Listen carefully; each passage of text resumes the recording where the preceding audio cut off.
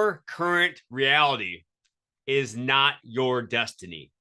Those words sound very prophetic, but they are very hard to implement.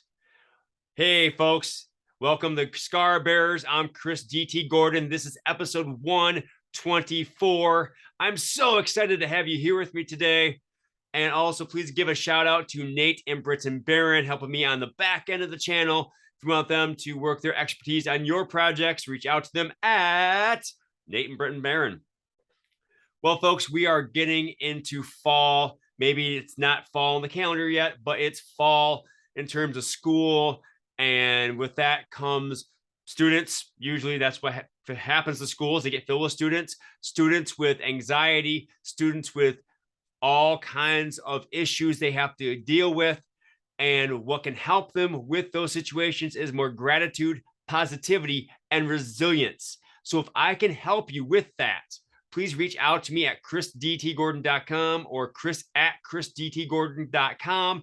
We can share the attitude of gratitude with them and help them reach their highest potential, overcome those situations with greater gratitude, positivity, and resilience. Well, speaking of resilience, my friend and guest today is a person who has overcome so much, and he really lives up to that. Your current reality is not your destiny. He is Sensei Dave Armstrong. Sensei, how are you today? Woo! Nice. I love the energy. Gordon, I'm doing exceptionally well. I hope you're doing exceptionally well as everyone that's listening to this, no matter when and where you're listening to this. I hope the best for you. Hey, man, I appreciate that so much. And like I alluded to earlier, you are not living your past reality. Right now, you are living in a place literally and figuratively of a different realm. You live in Greece, but that's not where you came from, is it? Oh no, I came from the streets of California, gang banging, and in LA and San Bernardino. I was a little bad kid, and yeah, my destiny. I talk a lot about destiny as I speak in different platforms, and I'm gonna swing the camera around and show you something that I have here. And I've never shown this to you, Chris. You see this? Defy your destiny is what it says. And that's me standing there facing Kalamata, the city that I live in. And you know, we're just born into whatever environment we're born into. And so when I speak about, for example, unity, when I speak about racism, when I speak about working together in community, I often speak about pride.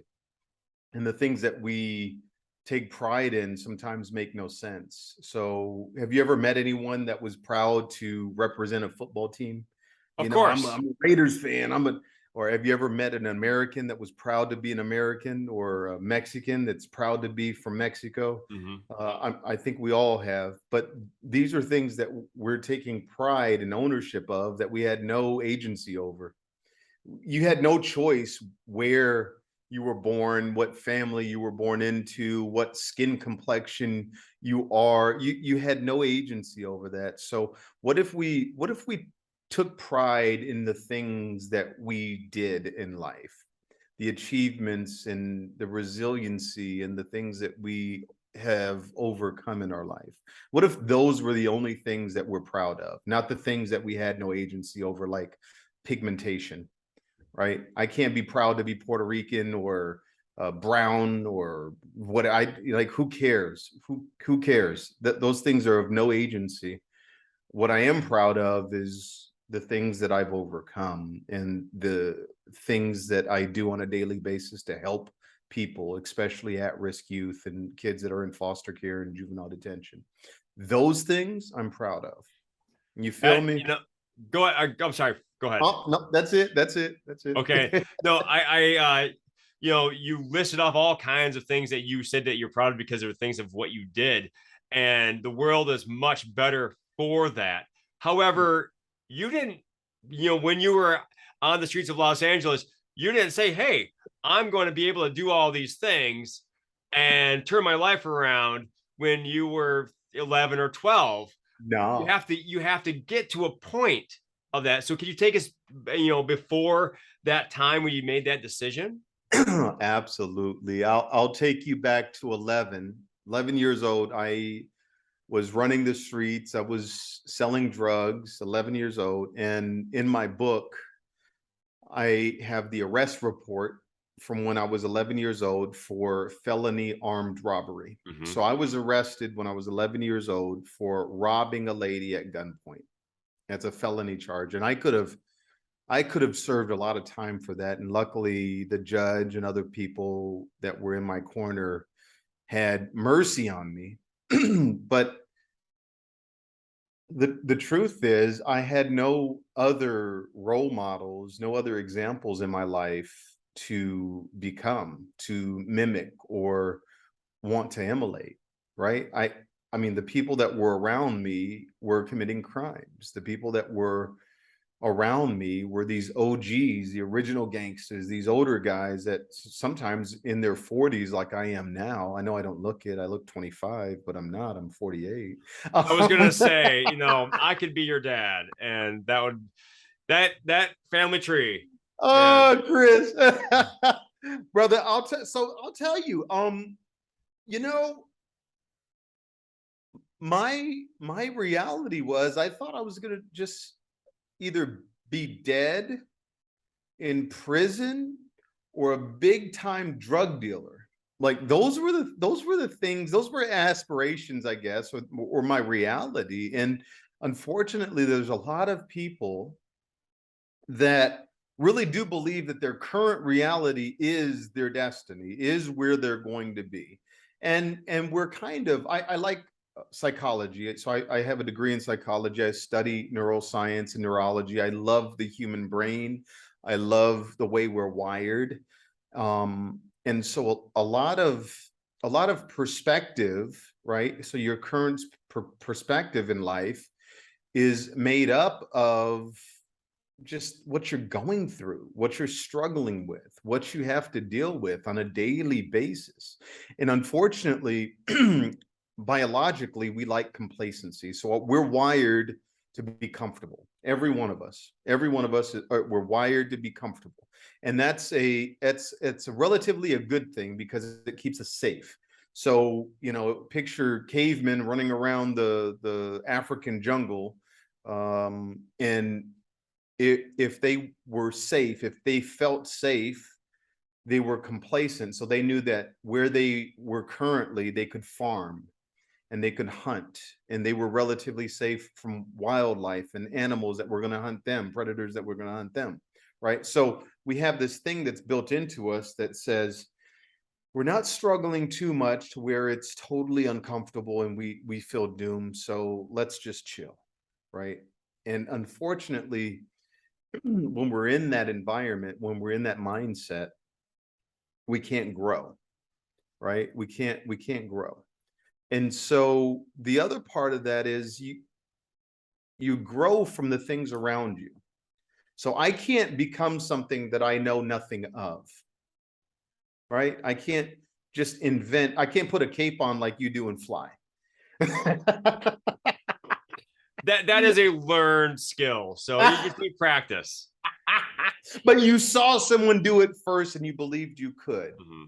Unfortunately.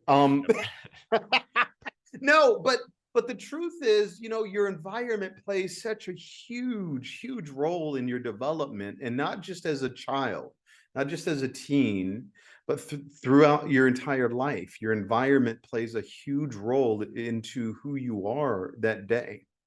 And so, yeah, young Dave was just doing what he knew he could do, right? What he saw and mimicked and emulated. And so I'll take you to age 12, where I was still getting in trouble, in and out of juvenile detention centers. And then I was sentenced to a boys camp for 2 years. And then my mom dies. And she dies while I'm in the boys camp. Mm. And not only does she die, but I have no other family except for an abusive stepdad. And when I say abusive, I'm talking hold you down, beat the hell out of you with a belt, verbally abusive, of course. He used to give me noogies, he would call them, and he would put me in a headlock and knot his fist up like this with one knuckle out and pow, pow, pow, pow, and knot up the top of my head. That's why I have so much hair at 48. Well, I wish somebody would have given me noogies, No, but nobody gave you noogies, man. no. Consider yourself lucky, though. Yeah. But my mom passed away. I'm sentenced to a boys' camp. I have no one in my life, no family. The one person that's in my life that is a somewhat of a figure is a stepdad that's abusive, and I didn't want to go to him. And so that left young Dave at age 12 in and out of group homes, foster homes, juvenile detention centers until he's 18. And so when you are in state custody or a ward of the state and you turn 18, they call you, they label you as aging out. So you get to age out of the system. What a lot of people don't understand about aging out is you age out to nothing. There's no stipend for you. There's no housing for you. Oftentimes there's no work placement or anything for you that's just handed to you. Nobody's giving you 10 grand and a job and a car and a house.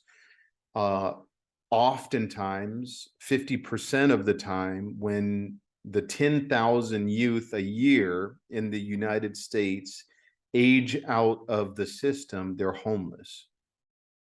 I'm going to say this again. Wow. Of the 20,000 youth that age out, 50%, so 10,000, are instantly homeless, as was I, Chris. Mm. As was I. I was homeless. I had no place to go.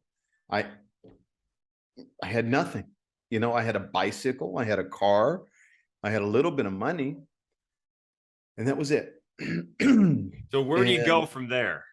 Where do you go? Well, you sleep on park benches and trailer parks and wherever you can. You couch surf. I was lucky. I was part of that 50%, but I at least had somewhere to go, somewhere relatively decent. I stayed in a camper, a little trailer in a field in the back of my current girlfriend's house, who I ended up marrying. And so her parents were nice enough to let me stay in this little trailer. I ran an extension cord from their house to outside so I could have some sort of electricity. They had a little eye that I could turn on and try to cook something, but by no means was it great. By no means would I let my own kids, who are adults, ever sleep in something like that. Bugs, roaches, rats, all kinds of stuff. It was in a field, Okay.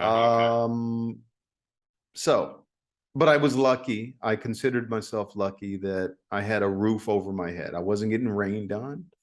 And at the time I had a job, but it was in construction, roofing. I did, no, I'm sorry, not roofing, HVAC. And so I didn't like that at all, because it was hard. Anyone that does construction, anything like this, man, I have a lot of respect for him, because it's hard work. I remember my neck being so sore, not just sore, like hurt, because I'm doing this, nailing air conditioning ducts up in different businesses and houses. It was grueling work, but because of one caring adult, my CASA, court-appointed special advocate,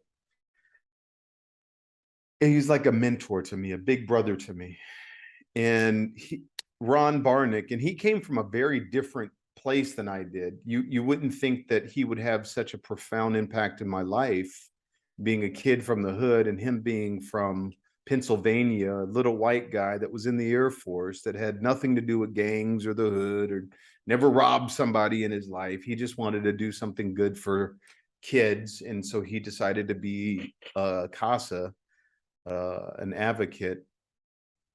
And Ron inspired me to join the Air Force.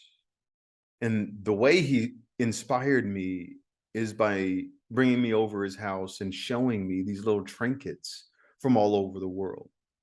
And Chris, man, it was mesmerizing to see things from Greece, see things from Japan, see things from Italy, Korea, Africa, just these little things. It could be anything, just a little something that he picked up, but it made me see that there's a huge world out there that I could be a part of. And I have to be just in the hood. That wasn't my destiny. I could change that, and I could see myself in these different places. And so he inspired me. He inspired me just by that little thing. And then him being in the Air Force. And I went on to serve 24 years in the Air Force and mentor thousands of at-risk youth just because of one caring adult. Wow, that's phenomenal. And kudos to Ron for stepping up, as you said, and giving you that vision, because as you said, you could visualize yourself being in those places. And that's how visions start. You have to remove yourself from your current state and say, hey, I wonder if this can happen. Yeah. And so on the cover of your latest book, I see that you have a military picture.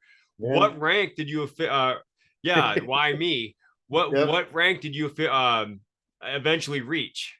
Yeah, master sergeant. I was a master sergeant. There's only 2 ranks above that. I had some, just amazing experiences in the Air Force and around the world, and jobs that, boy, I could have never imagined having, a top secret clearance and working inside of Cheyenne Mountain, complex. And oh wow. Yeah, even here in Greece, I worked inside of a mountain. I did space and missile testing, where I got to simulate the end of the world and everybody launching nuclear weapons and stuff. I've had some amazing jobs. And I was in Portugal for 2 years as the inspector general. So I got to inspect people's processes, offices' processes, and critique them and help them improve the processes that they had. And I had a team of 31 people that would simulate different exercises, like a active shooter or a aircraft crash on the flight line. And we got to inspect how people responded to those scenarios. And boy, talk about fun and creative and different, Yeah. Oh, yeah. Really quick, I have 2 quick questions about that. First of all, during those experiences, did you ever just look back and say, wow, I was a gangbanger, a kid in the hood, and now I'm doing this? Every you ever day. have those times of reflection? Every day, Chris. And I don't exaggerate, not even a little bit. Every single day, I reflect in a positive way, and I'm mesmerized, and I'm grateful that I've been able to achieve so much and give so much, right? And help so many people in different ways, shapes, and forms. Now I get to wake up, Chris, I get to wake up and think about how I could impact other people's lives. And that's what I literally wake up and do. And it's a privilege to be able to do that. Yes, indeed it is. And so many people are the better for it. And my second question, when you are in that position of inspecting, like running simulations and stuff, you ever watch movies and critique the movie because they're doing it wrong? That's funny. No, I've never done that. Yeah, I've never done that, because I go, it's just a movie. Okay. But what I have seen is different bases that I've been at or top secret facilities that I've worked in be filmed or depicted in different movies and sitcoms, and I go, oh, that's not really there, or that's not really how it looks, or I go, wow, they took a camera in there. Okay. So it's pretty cool. Yeah, it's pretty cool, especially Cheyenne Mountain. Cheyenne Mountain is in Colorado Springs, and it's very famous, very famous. Well, that's cool. What's your, I guess, what is the most accurate movie or show that you have seen where they have like taken the camera in? Oh, hold on. They filmed a lot of a sci-fi movie in at NORAD, Northcom, Cheyenne Mountain, and it is, oh, not Star Trek. Oh, Chris, I'm getting old. I'm forgetting things. Well, you know, movies are so important. Yeah, you only have so much storage, Yeah. and so I gotta push out. Oh, it's gonna come to me. I gotta look it up. I'm gonna look it up as we talk. Okay. There's another. There's a sitcom, a series that was Was it shot Space there. Force? Nope, it wasn't Okay. Space Force. No. Okay. Okay. Well, while you're looking it up, I do want to go back to why me, because in the chapter, the next year, you say something that's very profound. I think people who don't have a lot of experience working with at-risk youth don't realize. And you say, and I'm sorry, I'm going to read it from the screen here. You know, understanding love. See, when you haven't been loved or feel as though you haven't found someone, it's next to impossible to feel as though anyone could love you in the future. That's And deep. so You the took concept of love, from what I'm getting, is foreign to Yeah, those youth. yeah, a lot. Not every, but a lot. Yeah. Yeah, Chris. I mean, look, a lot of time, you know, I do a lot of training for mentors in different agencies that mentor at-risk youth.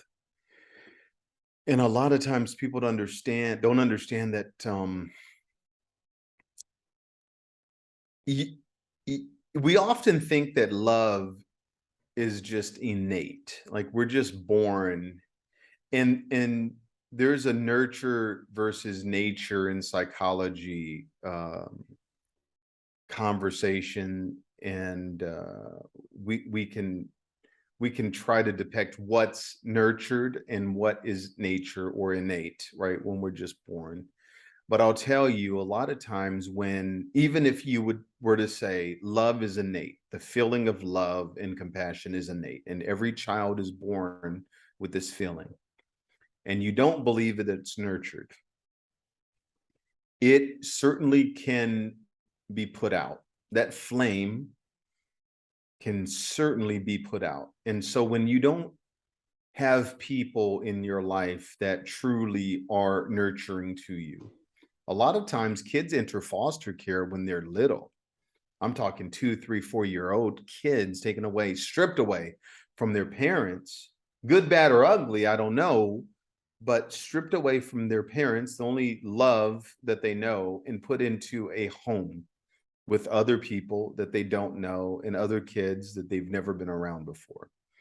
And so when you're tossed from one place to another, in and out of group homes and foster homes and juvenile detention centers, that flame of love, if it is indeed innate, has been extinguished.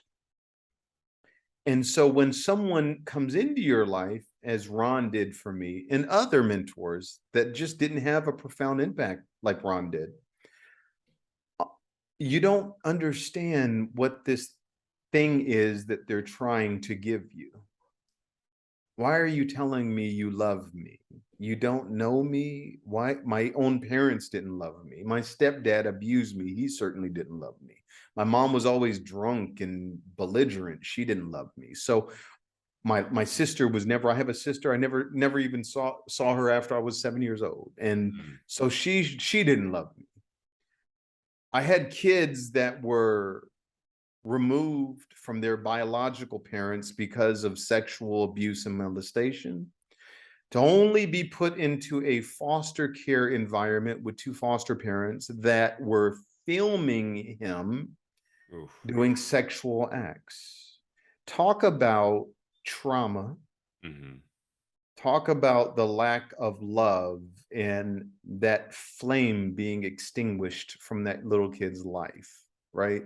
Now, I'm not talking about 1 or 2 years old. I'm talking about 7, 8, 9, 10 years old. He remembers.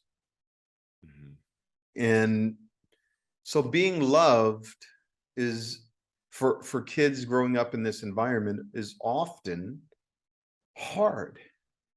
And mentors and foster parents and people that enter these youths' lives are trying to show love from their own knowledge. And there's nothing wrong with that. But that's why there's people like me that have come from that environment that want to teach people, that want to mentor and help people impact these young people that just got a bad hand at life, right? Yeah. That flame was extinguished. And guess what? You can reignite that flame, but it's not going to be the way your flame has been ignited throughout your life, because your life has been normal, right? Normal. Yes. So, so yeah, love. Hmm. Yeah, it is, obviously tragic how, how many people, are in the foster care system and have to deal with those types of abuse and neglect. And, there's not, sometimes there's not an easy answer. No, But no, no. I again, this goes back to my appreciation for what you are doing to reach out to those people. um and I know we don't have too much time because you are an extremely busy guy, but I did want to segue, this is a kind of an abrupt segue, to the sensei part of your name. And it's Yeah, not just because you like the word sensei, it's because you have earned it. So can you talk a little bit about that, please? yeah, brother. Like you in Taekwondo, right? It was Taekwondo, right? Yes, sir. Yeah. Okay. I've been fortunate enough to uh, be profoundly impacted by another caring adult, another mentor, and he was like a surrogate father to me. And so I'll tell you the story. I was 14, 15 years old, and I was at a group home, and Sensei Otto Johnson was a psychiatrist at the group home. And he had this little martial arts program that he would do with some of the kids that were good, that were doing well, getting good grades, not getting kicked out of school. And he would do this little karate thing in the backyard with them, or sometimes in the garage. And I didn't really want any part of that. That wasn't me. I was already a tough kid. I fought a lot all the time. Mhm. I would fight people just for looking at me wrong. Um, and so I wasn't really interested in the karate thing. I thought they were just a bunch of kooks out there yelling and doing crazy stuff. But one day I told Sensei Otto, "Hey, I'm leaving." And he says, "No, you're not." And it was pretty late at night. And I said, "Yeah, I am." And I was a pretty smart and manipulative kid. And so I knew he couldn't do anything to me if I left. He could call the cops would find me, or I'd come back whenever I want. Sometimes they kick you out kick you out of the group home that you're at, or the foster home, because you're uncontrollable. Sometimes you just get in trouble, but I didn't care about consequences. So I told Otto, "I am leaving and you're not going to do anything about it, cuz." And he's like, "Dave, you're not going to leave." And he stood in front of the door. Now, the one thing that I know you can't do is touch staff. You can't put your hands on staff or the kids, because then staff can restrain you. And depending on the staff member, Restraining is not really just moving you somewhere. It's like, oh man, I got 300-pound dude sitting on me. Yeah. And and it could be deemed as abuse in a lot of cases. But Sensei Otto stood in front of the door and I went to push him. I don't know why. I certainly wasn't going to move him. He was 6'10", 300 pounds, and a expert martial artist. I wasn't going to budge this guy, but I decided to put my hands on him. And he returned the favor. He put his hands on me. And so he puts me in my bedroom and I'm yelling, and he picks me, he just manhandles me. I'm like a rag doll. And when I'm not came to, but when I'm conscious and I'm like, I'm gonna get my boys are gonna kill you because you can't mess. And I thought I was gonna beat him up or something. I was getting my boys to shoot him or something. But he did some sort of move and had me like this. And I thought, man, this dude is kind of bad, huh? And it gave me a little bit of respect for this karate thing that he was doing. And I said, okay, maybe I'll try this stuff, only to try to learn how to beat people up in a more profound way. And so after that, I tried to be good and join the little martial arts course that he was teaching. And that ignited a flame inside of me that sparked something huge, and I was able to change my life because of that. I had discipline and respect, and he taught me how to be humble. When you got to wash the mats after class that everybody's been sweating on and walking all over and stuff, and you're on your hands and knees, and he taught me just so much, just so much. The spirituality of the martial arts, of the dojo. And that in turn sparked me to open up my own martial arts schools. It sparked me to open up a martial arts mentoring program for at-risk youth that was so just highly successful and changed a lot of kids' lives that were in juvenile detention centers in Colorado. And my passion and love for the martial arts just grew. So I earned the title sensei. So I have several black belts. And yeah, I was just so fortunate and blessed to be able to do that. And so I guess what styles of martial arts did you study? So Sensei Otto, I earned black belts with him in Okinawan, in Wado-ryu. Karate, it's a Japanese karate, and then judo. Then I went on to study Okinawan Kempo and Kobudo. I also studied Aikido, and then I trained some in Brazilian Jiu-Jitsu. Okay. Yeah. So I guess my last question before we move on is, what was the move that he put you under? What style was that? What style? I guess it was judo, and it was a choke. It was a rear naked choke, and he moved me like I was.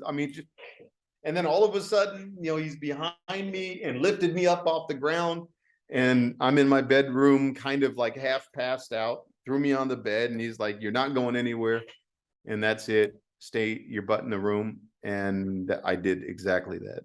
I stayed my butt in the room. I did not want any more of that. Nope. But ironically, you did, because you joined this group, and we're all the better for it. Yeah, a lifesaver. I mean, these two mentors saved my life, and that's what I get to do every day, is teach others how to save other youths' lives. And then I'm starting this new program for kids that are in detention centers, and so we're going to start in New Jersey in 2023, sorry, and hopefully a couple more states, maybe 2-3 other states. And I think this new program is going to be life changing for these kids. Awesome. Yeah. Yeah. Yeah. I'm so excited for your, for your endeavors to Thank go you. out and do that. What else you have going on out there in Greece? Here in Greece, not much but beach and coffee and a lot of good food. And old and very old trees. I still have to say that the Yes. 800-year-old olive tree is quite impressive to Yeah. us Americans who think that 100-year-old houses are something to brag about. Yeah, yeah, 400 to 800 year old trees all around me. Wow. And you know what? Let's do this. Hold on, Chris. Let's do this. Let's have a tour. All right. So we're going to get a quick tour of Sensei Dave's grounds here, his villa. Don't tell everybody that. Oh, geez. Well, I'm not going to tell you where it's at. No, I don't like to show off. It's been Man, raining. that is beautiful. Isn't that? Look at that. Surrounded by olive trees and the mountains. What now? Yeah. What mountain range is that? It's called Tayati. Okay. Yeah. And then yeah, on the other side of the house is nothing but ocean. Oh man, that stinks. That's only ocean. Horrible. Yeah, I know. I'm lucky, but you know, I've worked extremely hard. Yes. And you know, I defy my destiny. That's fantastic. And as I said, we are all the better for. I know you are, you're gonna help me by helping me elevate my my speaking message in the future here, and we're gonna keep collaborating. And so, really quick, I do want to just touch on what you have going on in the near future, and then reach out, and then how can people reach out to you? Well, so I have a speaking course that I teach for other speakers that really want to become speakers, but it's more of a personal one-on-one thing. I really am focused on getting grants and scholarships and funding and sponsorships for the Mentoring and Parenting Teen Summit that you will be on. And Yes, the sir. next one is going to be, I don't know when this is going to air, but we have them quarterly. So the next one will be September 30th, and the one after that will be December 2nd. And we always have amazing speakers and a lot of great advice and training and just perfect summits. I mean, these summits are just great. And what else do I have going on? The Impact Our Youth program, which is for the kids that are in juvenile detention centers. And then I do private coaching, private mentoring for mentors that are impacting our youth also. And yeah, I like I said before, Chris, I get to wake up and think of how I can be impactful into other people's lives. And I'm lucky. I've built a dream life for myself, and I just want to give and give and give and see other people far better than I am. Well, yeah, the world is better for your drive and determination, David. So thank you so much. I know I've said it a few times, but it can't be understated or can't be overstated that, I mean, I guess if it can be understated, we're doing a horrible job of it. But anyway, where can people reach out to you? So yeah, I love the random emails that I get, and I try to email every single person back. And so my email address is info@upna.net. My website is www.senseidave.com, SENSEIDAVE.com. And then my business website is upna.net. So, but just send me a random email. Just tell me how you're doing. If you hear this podcast and you were slightly inspired, or you feel like this was a pivotal moment in your life, I would love to hear back from you. I would love to hear that something has changed because of Chris D.T. Gordon and his podcast. And even if you're just inspired by Weird Al Yankovic, there we go. Yeah, right there. And you got a new one up. You got the Cookie Monster up flying, and that's new. Super Grover, actually. Super Grover. Yeah. Okay. Yeah. Ironically, the the frame for my black belt certificate broke. Yeah. Oh, geez. And so I have to go out and get a new one. But in the meantime, we have Super Grover up there. Okay. I was wondering what happened because we just spoke. Yeah. It was not it was just like a couple days ago. And all of a sudden, someone closed the door and it just went down. It went. The awesomeness of the certificate was too great for the frame. That's what it was. Yes. And then you got the Teenage Mutant Ninja Turtles. Is that right? Yep. And Deadpool. Yes. The other day it was just Deadpool, wasn't it? No, they've always been up there. Well, they're ninja. They were hiding, but now they feel more comfortable with you. That was there the other day? Yeah. Oh, I am getting old. Okay. Well, that's awesome. So, yes, reach out to me if you hear this podcast. And thank you, Chris, for having the platform and wanting to inspire and make people's lives a little bit better or a lot of bit better. It's important. Nothing happens without a little bit of inspiration or motivation, right? Yep. Nothing happens. Nothing.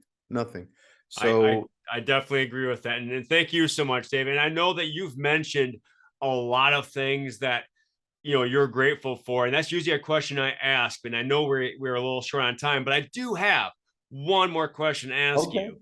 Okay. What is your favorite dinosaur? Oh yeah. I think it's T-Rex. And why T-Rex? Because he's big, or she. I don't know. And I'm a big guy relative. I'm not Sensei Auto big, but I'm 230 pounds, 6 foot, and kind of muscular. I'll give myself a little bit of muscle. And yeah, I think because of the size. The size. Well, that's cool. Yeah, a lot of people connect with T-Rex on a bunch of different levels, so it's always fun to hear the responses. Yeah, that was a fun question I saw. I had never thought about my favorite dinosaur. That's why I ask it. I like to have people think about that. It's a question they don't hear a lot in adulthood. No, and it's fun. Yeah. Well, Sensei Dave, thank you so much for your time, man. It's always a great time to hang out with you, and I look forward to hanging out with you more in the future. So thank you so much for joining us today. My pleasure, Chris. Thank you, and I hope everyone has an amazing day after you hear this. Thank you, sir. So, folks, if you want to reach out to Sensei Dave, you can check out the show notes below.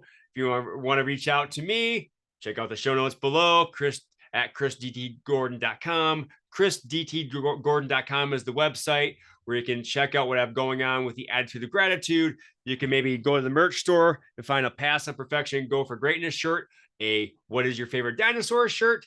All kinds of those fun things can be found there. Well, folks, as always, please